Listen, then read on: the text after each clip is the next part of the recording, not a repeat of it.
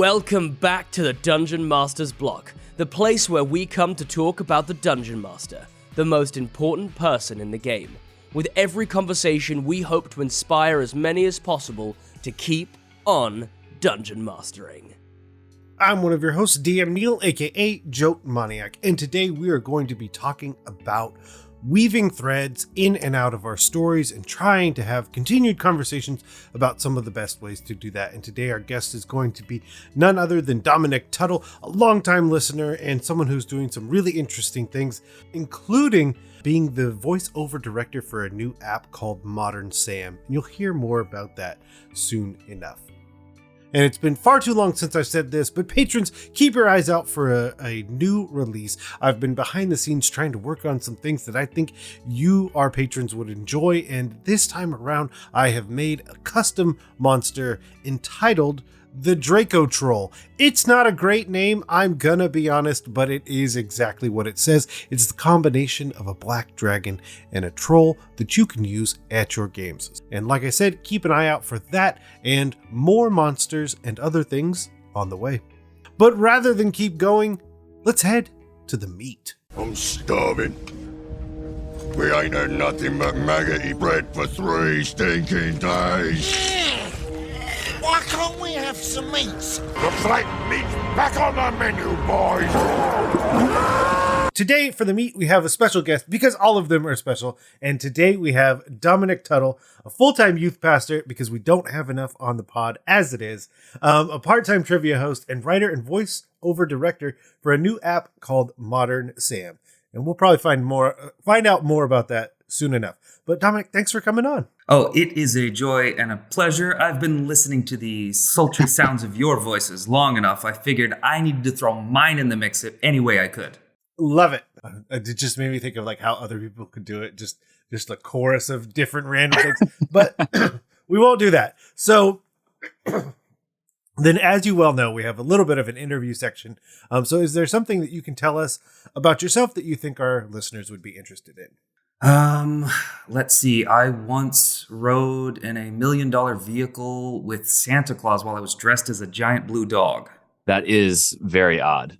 I'll just say that. It's very, it kind of reminds me of the, what was the movie back in the day with the guy, Malcolm in the Middle guy? What was his name? The kid, Frankie Muniz. What was the one where he rode in the car? It's like they said that I was like the soapbox. They said that, no, it was the one with, My Big Fat Liar, I think is what it was, where the tow truck driver's like, they told me I was picking up a little blue car, not a little blue man. I was thinking about that movie. It's a weird movie that pops in my head from time to time. That's a weird movie. Yeah. It's great. I don't know why. So you rode in a $1 million car. No. Right. I rode. It was a fire truck. Yep. Okay. All right. Yep. That clarified. I was like, are you driving in like a McLaren? What are you driving in, man? I wish. No, I was when I was a teenager, I was employed as a mascot for a local shopping mall. So I was a big blue dog, and it was the day Santa came to the mall. Which makes me wonder, how do people come up with mascots that the mall mascot was a big blue dog and not like something awesome? It was a whole program. Like there were multiple shopping malls across America that bought into this kids club program, and you get a crate and it's got the suit in it. And it was a great gig, got to admit. I mean, you got to ride in $1 million car, so, or vehicle. And I got a good story. Vehicle. You got to That's true. That's true. Yeah. Oh, man. Okay, so back to the podcast. As much fun as it is to talk about $1 million vehicles and stuff, is there anything that you are working on, and we always have to say this as a caveat, as you know, that you can talk about? Yes. So as Neal so kindly introduced me at the beginning, I've taken on a bit of work for an app called Modern Sam. The brains behind it, a guy named, just referred to as Ryan, he discovered as an adult he was diagnosed with ADHD and realized that a lot of his coping mechanisms were actual tools to getting stuff done, navigating life. And through his love of fantasy, the fantasy genre, Lord of the Rings, and playing games, he had the idea to gamify getting stuff done, taking care of yourself, all the things that you can forget to do. So I've come on board to help with the story writing and drawing on some of my DMing background there. And having done some voice acting in the past and worked with that, I am also taking on the role of coordinating and directing all the voices in the app. That's super cool. I was just looking at the webpage for it. And so this was on Kickstarter at one point, it looks like, right? And had 640 backers. It looks really cool. That's super fun. It's a great idea. It really captures a lot of for those of us who've been on the internet a little bit longer and remember all of the old, the quizzes you would take and be like, oh, which thing are you of this? Which superhero? Which there's little elements of that he's already. Which Harry Potter house are you? Yeah, that's the one I thought. I was like, and the ones that ruin friendships, like, oh, you're a Slytherin. You're a Slytherin. Can't be friends with you. But that's just because Gryffindors are arrogant. So let's be real. Yeah, but I'm a Hufflepuff. So you're like, hey, I'm a Slytherin / Ravenclaw. So you're probably like, no, like don't hate on Gryffindor. Like, let's just be friends. It's fine. Yeah, Hufflepuffs are the Enneagram 9. Let's be real. I'm gonna go bake some cinnamon rolls, and we all be friends. For sure. So, anyways, it's a lot of fun, and getting to play with voices and work with people and hear all the different talent that's coming in together and seeing things grow. It kills me that development takes so long, but I can't develop an app. So the developers are doing the developing, and I'm doing what I can. But it's a lot of fun. It looks super fun. I have the quiz pulled up, and I will take it later because now I'm curious. So excellent. Let me know how for sure. Yep, and we'll have links to all of that certainly in the show notes, and then you can follow up and learn more. Neal, what's the surprise question? I always love these. So my surprise question to you as a long-time listener is, what has been your favorite surprise question that we've asked again? Oh gosh, I don't even remember them all, Neal. There's a couple that come to mind. One that always comes back to me and I bring up from time to time is, if you could have any cantrip in real life, because I would love prestidigitation. It's so versatile. Just to clean things up. Everything else, I'm sure I would find other use, but just so, your pets don't quite make it outside in time, prestidigitation. Your kids get a little sick over the holidays, like mine did, and prestidigitation. So that's me. That, or I've always thought mending would be a good one too. That would be helpful. Super helpful. Like cracks in your foundation, mending. Someone bumped into your car. It's all right, mending. Yeah. Those two I've always thought are fantastic for cantrip spells. That would be super useful. Now I'm making you rethink, aren't I? No, I'm just kidding. Cantrips. I mean, cantrips are a dime a dozen. You could just go learn real quick a new one. It'd be fine. But this is also my thought. It's the same thing I think of, like when you get a higher level spell, the likelihood that you become the impetus for war and other things like that because you have this ability if no one else does. I feel like it's the same about cantrips. If I could literally mend anything, I can either leverage that to just have like a corner store that nobody knows that's what I do in the back. But I could also leverage it to be like, this one of a kind piece that is priceless. I'm the person that can fix it. Right. You think a work of art perhaps could be restored, or an integral piece of a bridge. Yeah. Instead of needing to close everything and block it all off.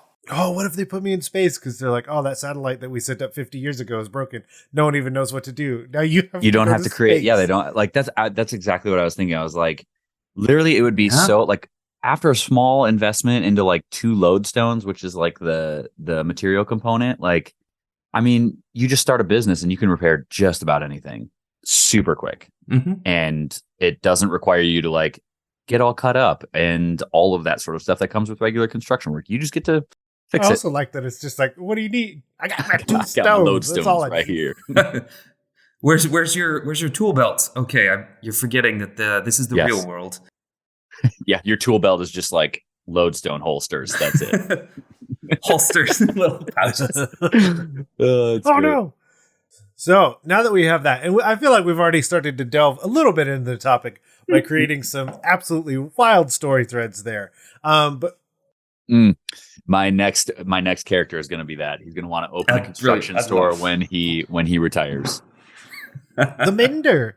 But So one of the things is on today's, we're going to be talking about weaving story threads together, because what we just did is, I feel like, fairly typical for most tables. That something kind of gets talked about wild, out of hand, but the only reason we brought it up is because it's what we were thinking, and there is some kernel of truth that this may be the thing that I really actually do want to see at the table. So we are going to be talking about weaving threads and possibly talking a little bit about ones to leave aside or even cut off, those kind of things. But question I have for you first is, what drew you to this topic to be the one that you wanted to discuss? One of my favorite things in DMing is planting those little seeds. There are so many times where I have just dropped things in with no idea of what it's going to be in the future, simply because it would be interesting in the moment. We've all had those players who they're in a shop and the wizard is like, I cast detect magic. And they're like, they want to find whatever the magical item is. And so, sure, you know what? You find an interesting little figurine carved into a spiral. It appears to be made out of stone, and it's giving off a faint aura of just enchantment, or pick any of the schools of magic or something like that. And they're like, well, okay. And then they cast Identify on it. It's somehow shielded from that. It appears as this. So now you've got something that is magic, but they don't know what it is. And I can forget about it for a couple months. And suddenly they're halfway around the world in a dungeon somewhere, and they find a wall of matching material, same white marble, or perhaps with a similar shape to it. And I just got to keep dropping hints until eventually the wizard is like, oh, idea. And it fits in. And now they've got this thread connecting around the world, and they have to figure out, how did this thing end up over there? Why is it what we need here? And they start formulating theories, and all they're doing is planting more seeds. Of which then you can take as a DM and be like, oh, that's a great idea. That one, and we're going to pull that thread, and we're going to draw that over here. There have been so many times in my year, in all the years of, I'll be honest, I've only been DMing for about 4 or 5 years now, but I've essentially been playing tabletop RPGs since I was 5. Just learned rules recently. We're still all learning them. We're all learning now. Still, yeah. I have a rules expert in one of my games that I'm like, Matt, how does this work? What is this thing? He's like, it's got all in his head. Anyways, I've dropped so many things not knowing what they'd be in the future.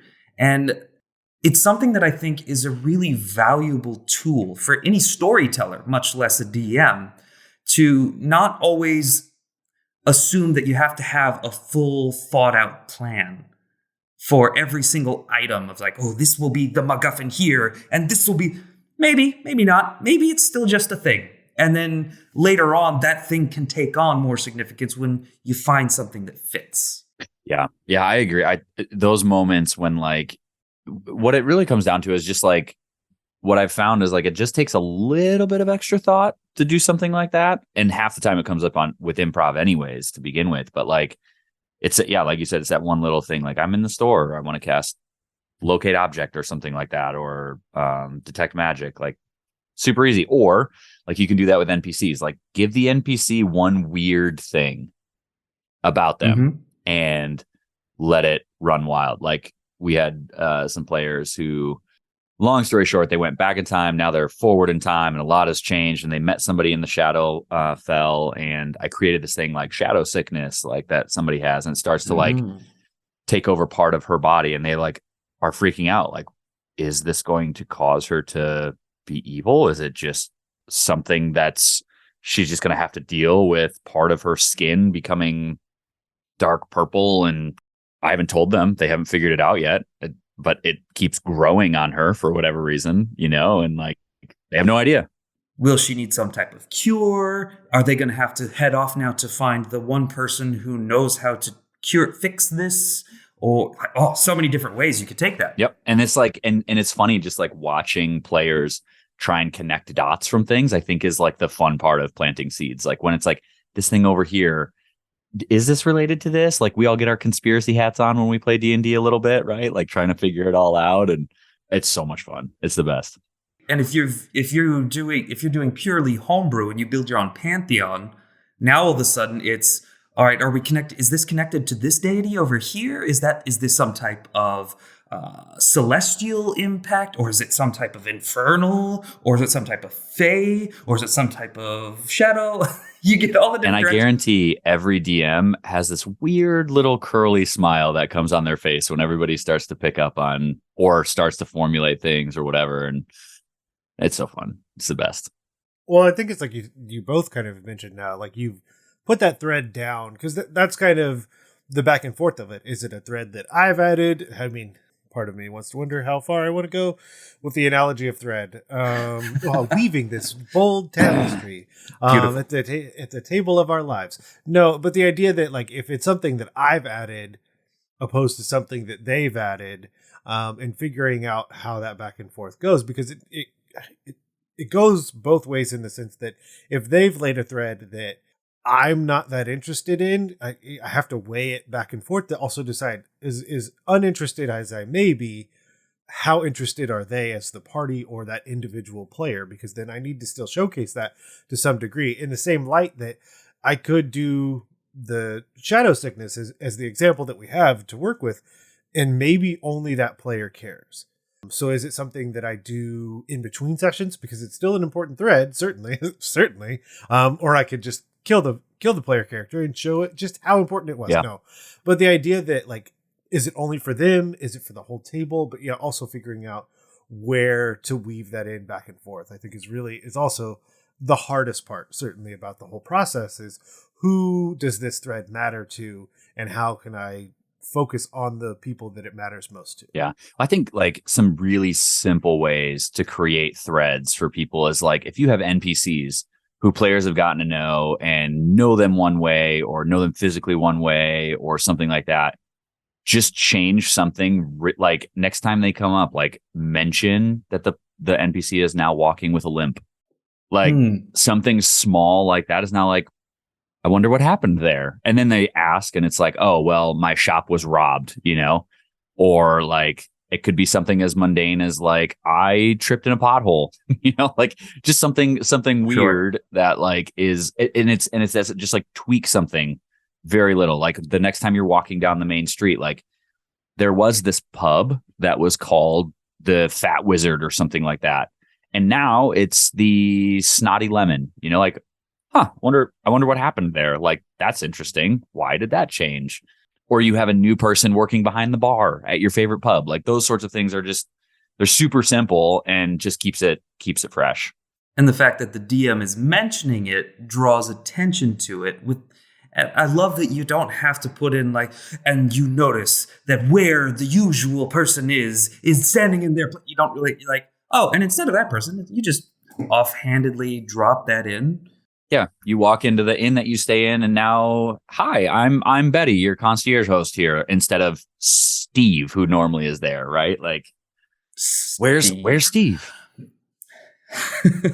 You also get that with almost the inverse of that, because we think of NPCs in general, and that would certainly get my players paranoid of like, wait, he's limping. Has he been injured? What has he been up to? And they start questioning. We've had contact with him. Did somebody come and visit him who we knew or made angry? Right. Are we being followed? Who knows what's going on there? Is he secretly like the big bad guy? I have players who will honestly ask that of every character. Wait, is this the big bad guy? And they're like, no, but I love like from the very beginning having NPCs that the players have built-in backstory not liking.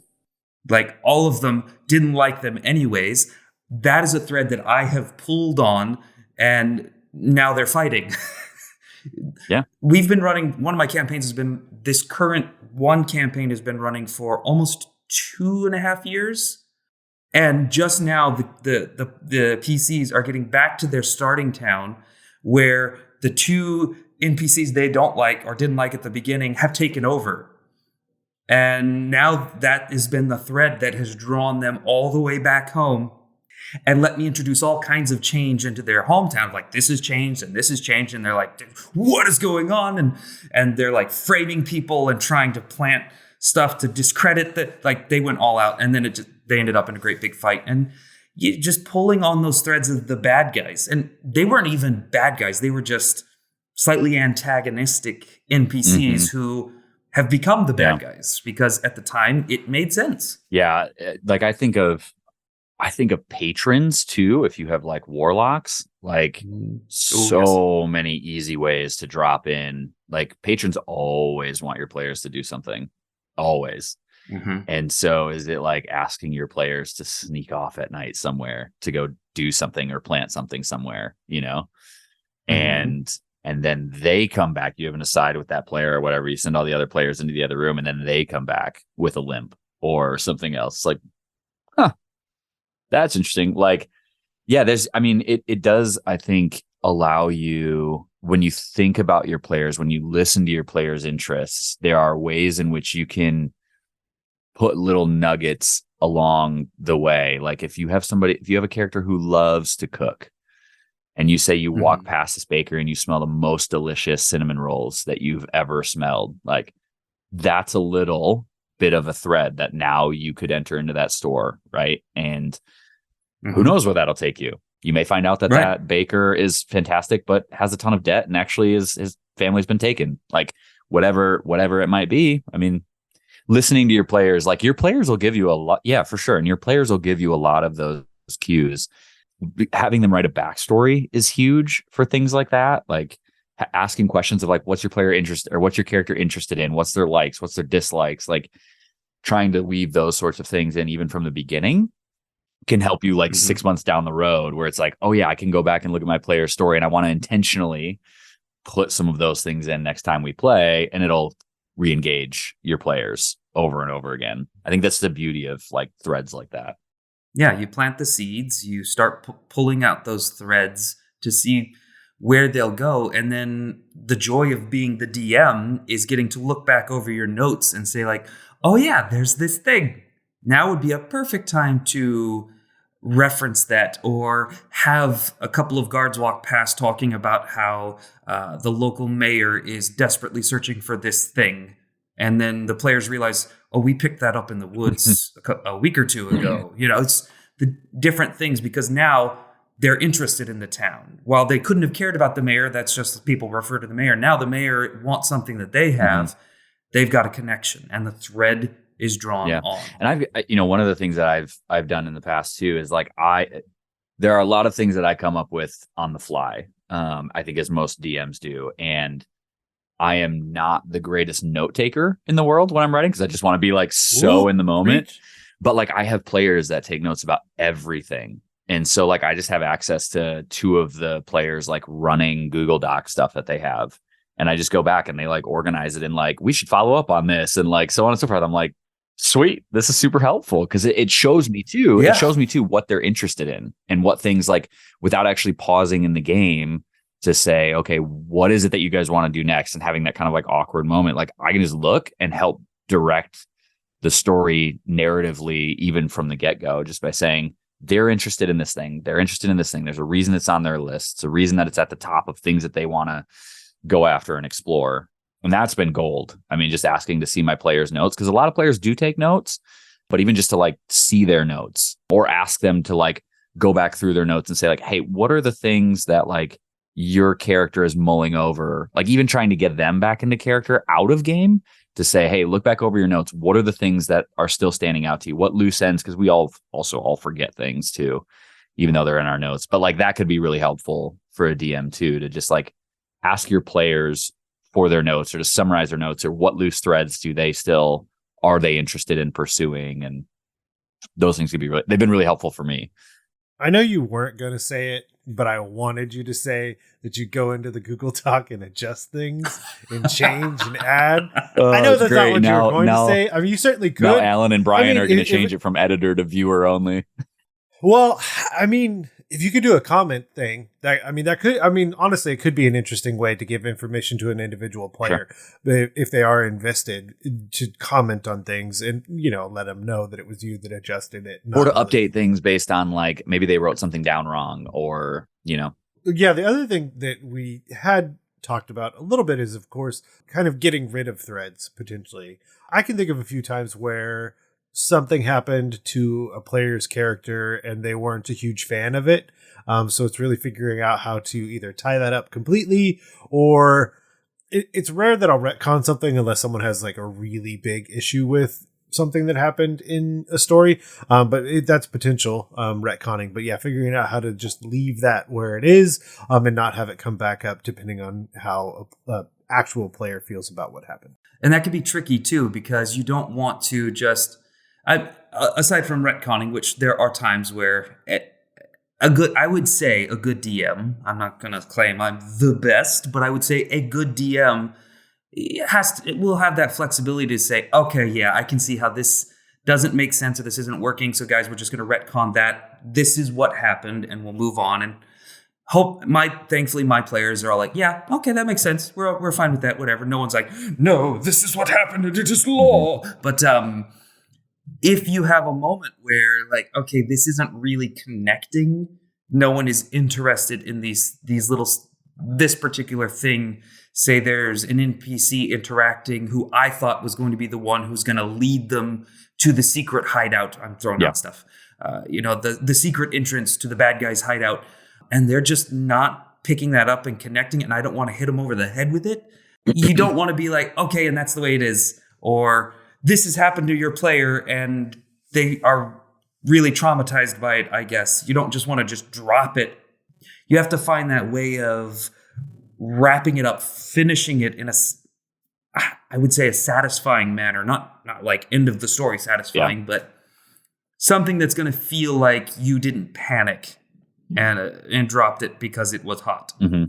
Well, I think there's this side of it too, where it's like sometimes threads go on a lot longer than I think anybody anticipated them to go on for. Especially, I think if we're not careful, and I love being a player. I don't get to play often. I actually really love DMing, so it's like I get to play every character at that point. But like, 100%. There's been times where I was a player, and I have to remember this as a DM, where it's like, feel like we've been chasing after this thing, or this person's been getting a lot of spotlight and we've all just kind of been like sitting here for a while as a player. And I think that's the space as a DM to say, like, maybe you make it all the way through that session and then you have a conversation with the player like, hey, this is what I noticed this week or the past 2 weeks because we've been going on this thing, is it's like, feels like it's been dragging on quite a bit. Is there a way that we can either try and bring other players into it, or you as a player bring other players into it? Or is it time to like put that to rest for a little while, to say like, we don't have to solve that mystery now. We don't have to keep going from cave to cave to cave to like find this artifact that's going to do this thing when we've got a whole other story that we're working on. Maybe it's time to just put that to rest for a little while and then come back to it another time, because that's the thing too. Like threads, especially if they're tied to a player, can cause the spotlight to be on somebody for a lot longer than I think we thought it should have ever, right, or longer than we ever intended it to be. So let me ask you a question. As a thought exercise, how many players are in your party? Currently, I have 7 in mine. Yeah, it's a lot. That's hardcore. I've got 6. I originally started with 5. We added 1, and then work got busy for that one, and then another one added. So I've got the 5 original who've been together since the beginning. Interestingly spread out across all 4 time zones in the continental United States. Ooh. So we're all on Zoom. But with the 6th player that's come in, she doesn't have the history that the others have built up. She doesn't have all of the threads that the rest of them are weaving the rest together, because I've had the time to, there's this element that we're now going to tie in over to this player to pull them in, and we're going to tie over to this player and this thread over here.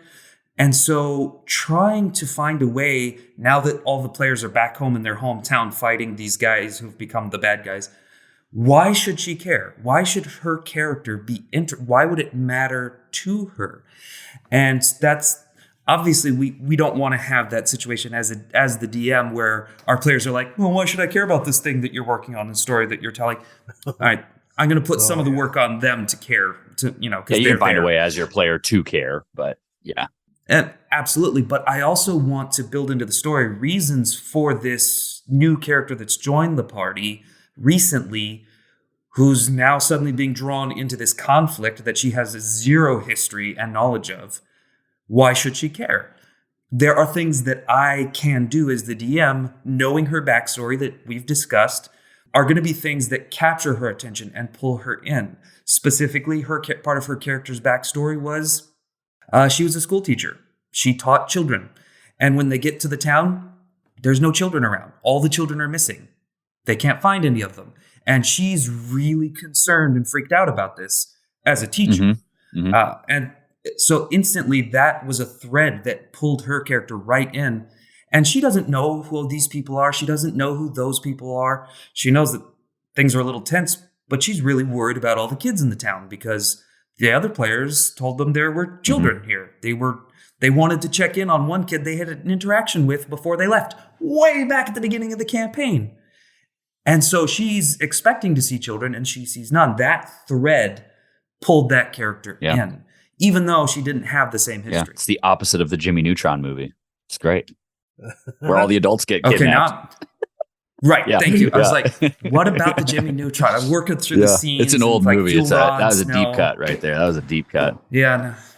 Or there's an episode in Young Justice where basically the magic users split the two into the adult world and the child world, and then Billy Batson as Shazam can travel back and forth because he's a kid. Then he says Shazam and becomes an adult. That's it. The opposite was actually what I was thinking about bringing up because I have a player who's needing to step away from the campaign for now. They just have too much going on. It happens, or someone moves, or things change. So figuring out which threads to... I am being careful because my players listen. Which threads to leave and which threads to tie up. Yeah, no, it's not.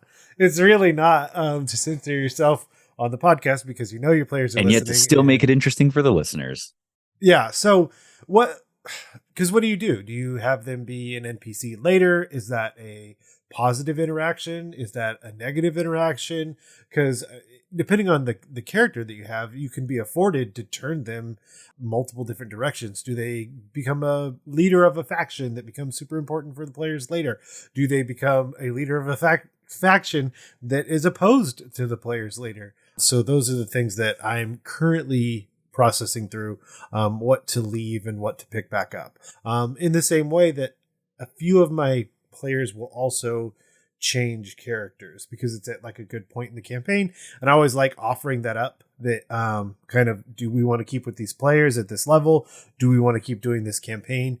And if you don't, certainly just let me know and we can switch up your character. I can figure out how to fold that one in and fold the other one out. So that's currently where I'm processing things, is what threads to leave, what threads to keep kind of right now.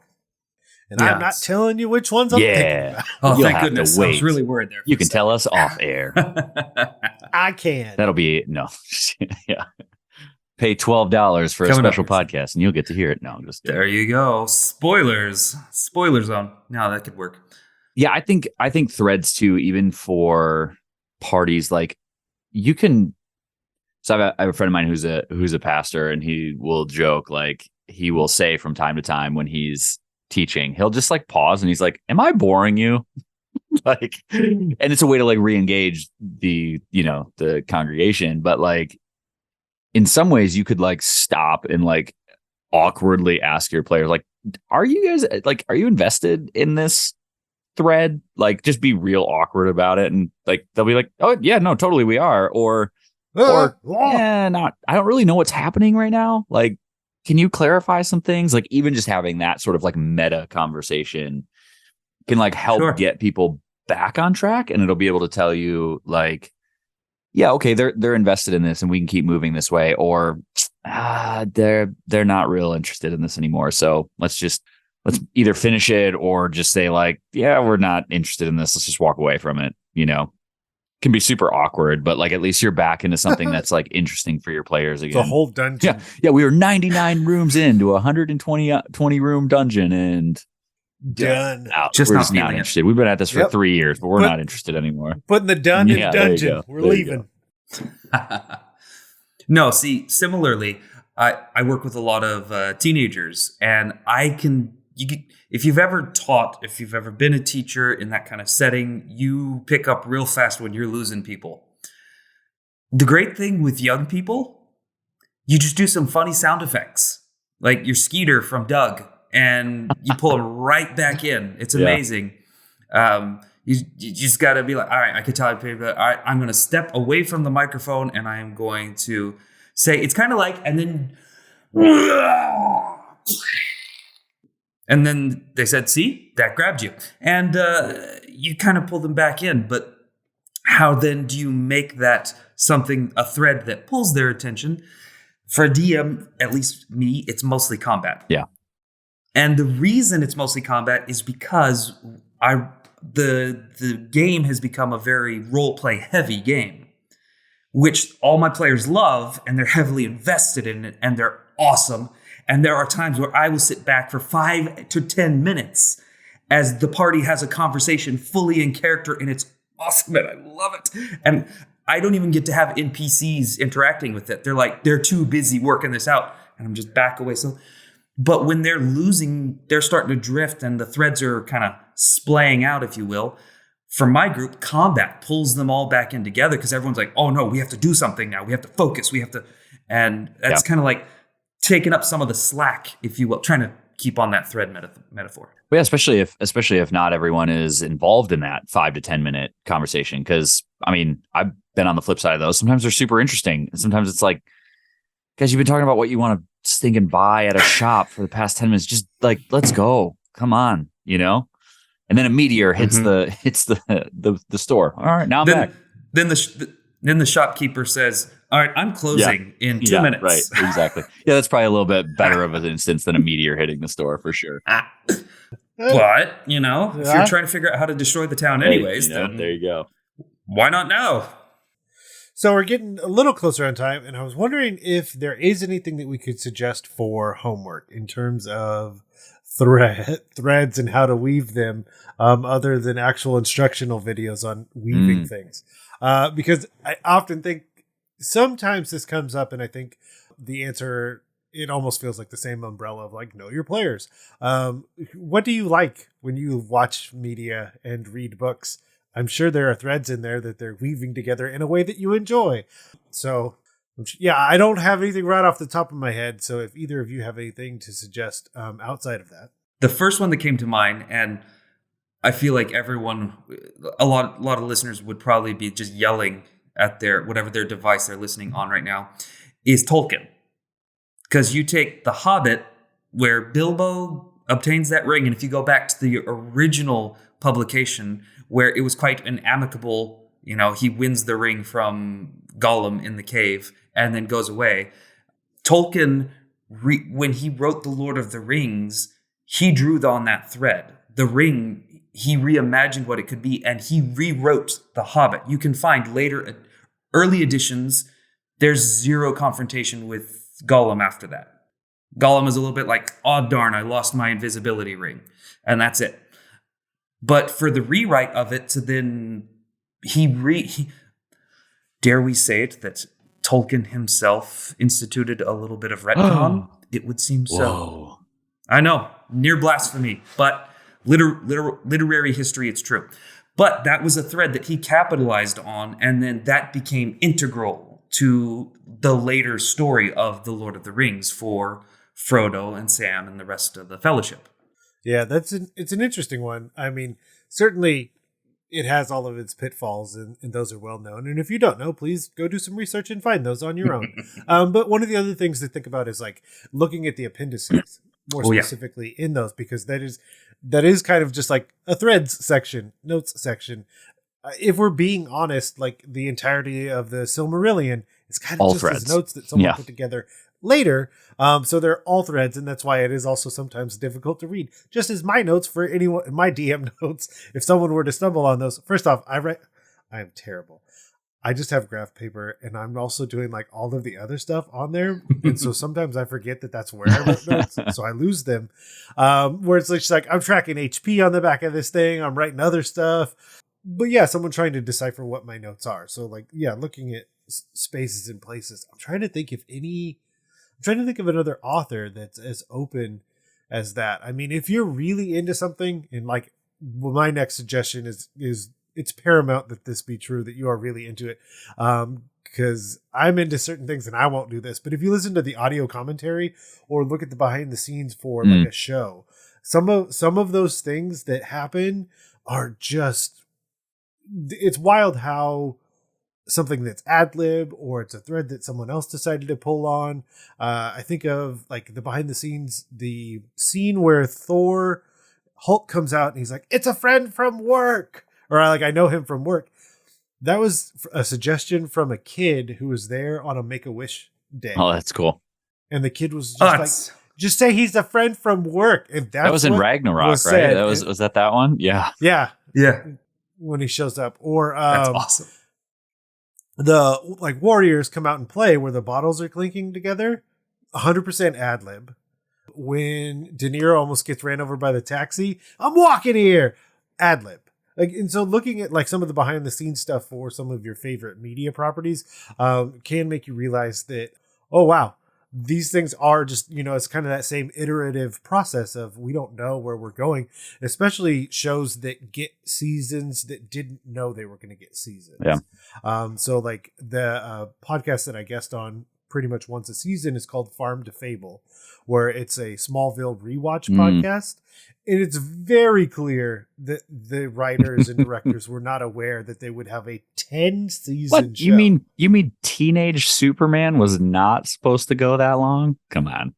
I really do. I mean, I think their original idea would just be those first 4 years of him being in high school. I don't think that they would have ever, I mean, certainly in the beginning, ever thought of anything past that. So then you're seeing things that are like really hard retroactively being placed back in. Like Lionel Luthor is now connected to this so that's an NPC that's really important. Now he's connected to this much larger group and theoretically has been this whole time. Right. Despite never hearing about it until it was absolutely necessary. But as ridiculous as that feels when we watch our media, that's exactly how we run our games. And it's more acceptable there, mainly because you kind of only have one mind behind the table, but just adding that in seems totally natural. So, well, I was going to say too, like there are websites dedicated to Easter eggs that are in shows. Like we did this back when Lost was on. There was a website, Lostpedia.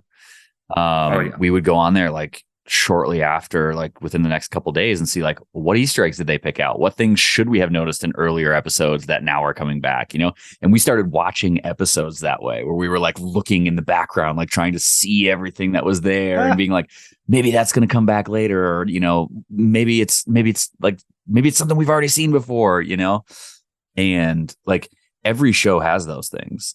Like it's part of regular storytelling, and most shows have websites that you can go to, or fan-made websites where they'll theorize about what Easter eggs are out there, and like it's an interesting way to watch shows, looking for those things that might be coming next.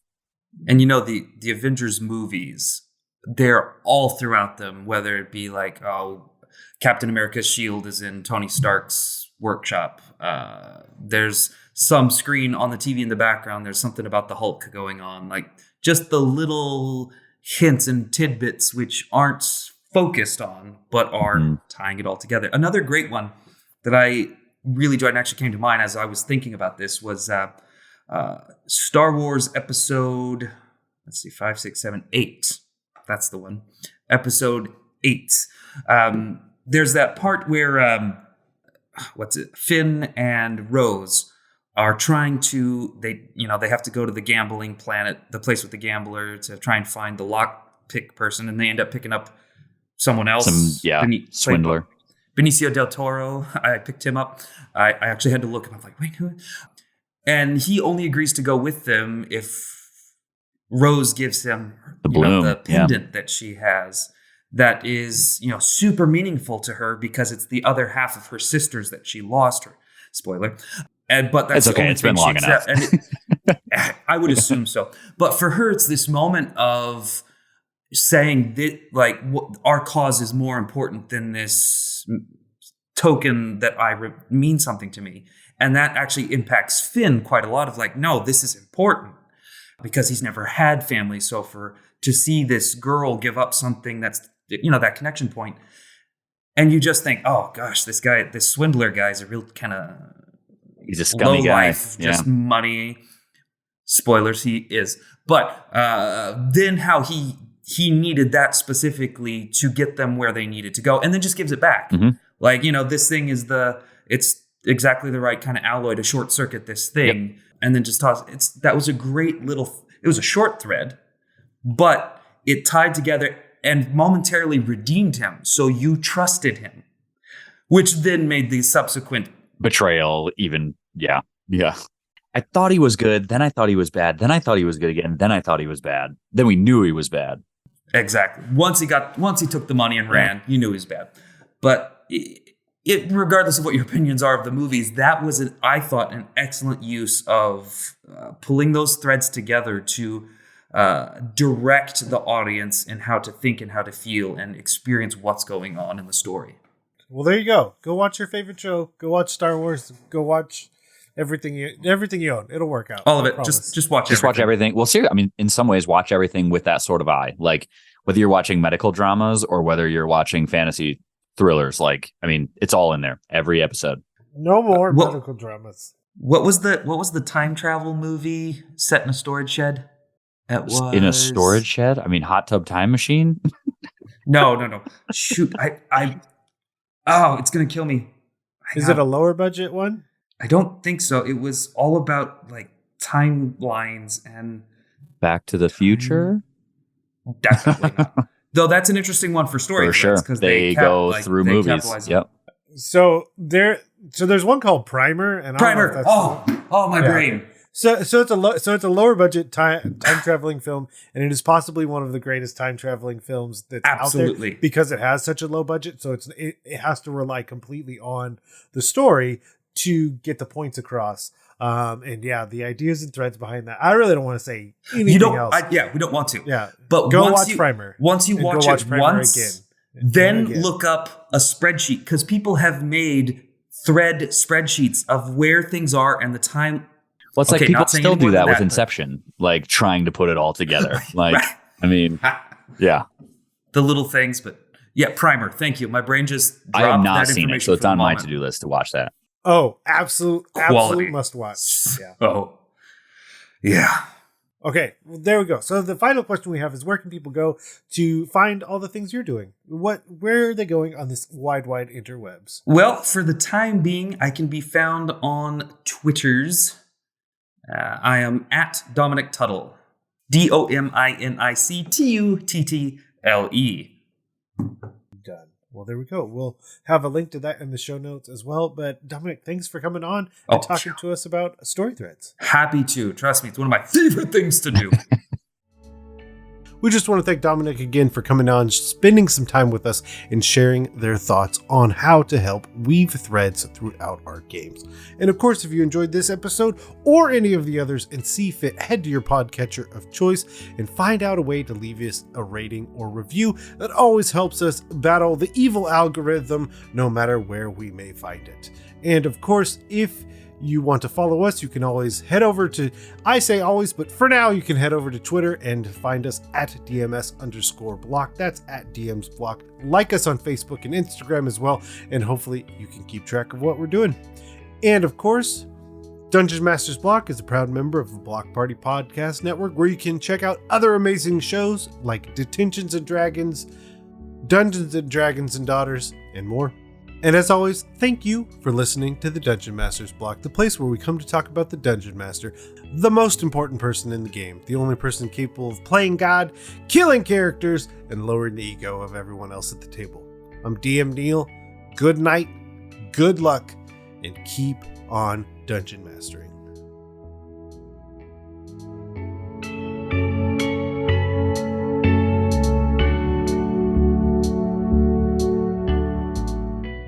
It's not inspiration, it's not wisdom, and it's bad advice. If you feel like your players can't weave threads, take up crochet. It's not helpful, but it might calm you down, I guess.